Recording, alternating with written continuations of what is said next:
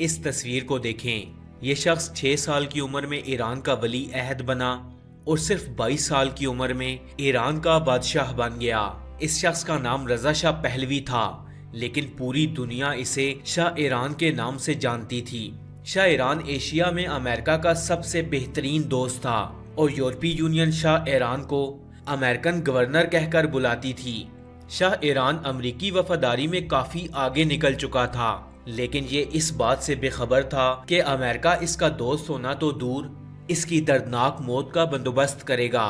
امریکہ نے شاہ ایران کو اپنے ملک میں روشن خیالی لانے کا حکم دیا تو اس نے ایران میں داڑھی اور پردے پر پابندی لگا دی۔ اس کے دور میں اگر کوئی باپردہ عورت گھر سے نکلتی تو پولیس سرے عام اس کا برقع پھاڑ دیتی۔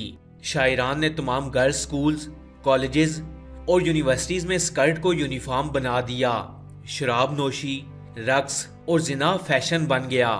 شاہ کے دور میں ایران دنیا کا وہ واحد ملک تھا جس میں کالجز اور یونیورسٹیز کے اندر شراب کی دکانیں تھیں۔ یونیورسٹیز میں خواتین کی سودے بازی ہوتی تھی اور اس مکروہ کاروبار کو قانونی حیثیت بھی حاصل تھی۔ شاہ ایران کے زمانے میں 2 آرمی جرنیلوں کے ہم جنس پرست بیٹوں نے آپس میں شادی کر لی اور سرکاری سطح پر نہ صرف ان کی دعوت ولیمہ ہوئی بلکہ شاہ اور اس کی کابینہ نے خصوصی طور پر اس تقریب میں شرکت بھی کی۔ شاہ نے امریکہ کی محبت میں ایران میں موجود 24,000 امریکیوں کو سفارتی حیثیت بھی دی، جس پر ایران کی عوام نے سوال بھی اٹھایا۔ امریکہ نے شاہ ایران کے دفتر میں گرین فون لگا رکھا تھا اور شاہ ایران کو امریکہ سے جو بھی ہدایت ملتی تھی وہ ان پر فوری عمل درآمد کرتا۔ لیکن ایران چونکہ ایک مسلم ملک تھا تو یہاں کے مذہبی لوگ اس حکومت سے تنگ آ چکے تھے۔ شاہ ایران کی امریکہ نواز پالیسیز پر بغاوت ہوئی اور یہ بغاوت 3 سال تک چلتی رہی۔ شاہ ایران نے امریکہ کی ہدایت پر ایران کے 21 شہروں میں مارشل لا لگا دیا، لیکن امریکی پالیسی سے تنگ آئے لوگوں نے اس مارشل لا کو تسلیم کرنے سے انکار کر دیا۔ شاہ ایران نے حکومت بختیار کے حوالے کی اور ایران سے فرار ہو گیا۔ اس کا خیال تھا کہ امریکہ اس کی وفاداریوں کا بدلہ دے گا، لیکن جوں ہی شاہ ایران کا طیارہ ایران کی حدود سے نکلا، امریکہ نے اپنی آنکھیں پھیر لیں اور شاہ ایران کا طیارہ امریکہ میں انٹر ہونے سے روک دیا گیا۔ شاہ ایران پہلے مصر گیا، پھر مراکش، پھر بہاماس اور پھر میکسیکو۔ شاہ ایران اس دوران امریکہ سے مدد مانگتا رہا، لیکن وائٹ ہاؤس اس کا ٹیلی فون تک نہ سنتا تھا۔ شاہ ایران 1.5 سال تک مارا پھرتا رہا، لیکن کسی نے اس کی مدد نہیں کی اور امریکہ نے اس کے اکاؤنٹس بھی منجمد کر دیے۔ لیکن آخر میں مصر کے انور سادات کو اس پر ترس آیا اور اسے مصر میں پناہ دی۔ مصر کے شہر قاہرہ میں اس کا انتقال ہوا اور مرتے وقت اس کے پاس اس کی تیسری بیوی کے سوا اور کوئی بھی موجود نہیں تھا۔ لوگ اس کا جنازہ تک پڑھنے نہ آئے اور اس کے بیڈ روم میں ہی اسے دفن کر دیا گیا۔ فرینڈز، یہ کہانی صرف رضا شاہ پہلوی کی نہیں ہے۔ امریکہ کا ہر دوست حکمران اسی انجام کا شکار ہوا۔ آج پاکستان میں بھی کچھ ایسے ہی حالات پیدا کیے جا رہے ہیں اور پاکستان کے کچھ مہربان یہ سمجھ بیٹھے ہیں کہ امریکہ انہیں ان کی حکومت بنانے میں سپورٹ کر رہا ہے، لیکن یہ لوگ یہ نہیں جانتے کہ مفاد پرست امریکہ تو صدام حسین کا نہ بنا، رضا شاہ پہلوی کا نہ بنا تو ان کا کیسے بنے گا؟ آج امریکہ نے جیسے حالات پاکستان میں بنا دیے ہیں، بالکل ایسے ہی حالات امریکہ نے دنیا کے ایک ملک چلی میں بنائے تھے۔ جب چلی کے آمر جنرل پنوشے نے CIA کی مدد سے اپنے ہی ملک کے ایک جنرل الینڈو کی منتخب حکومت پر شب خون مارا تھا، کیونکہ جنرل الینڈو عمران خان کی طرح امریکہ کو پسند نہیں تھا۔ جنرل پنوشے نے اقتدار میں آتے ہی چلی کی عوام کے خلاف آپریشن شروع کر دیا۔ پنوشے کافی عرصے تک چلی پر حکمران رہا۔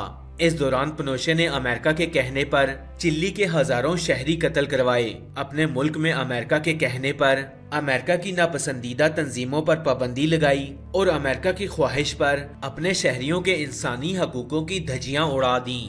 کچھ عرصے بعد جب چلی کی عوام جنرل پنوشے کے خلاف اٹھ کھڑی ہوئی تو جنرل پنوشے لندن فرار ہو گیا۔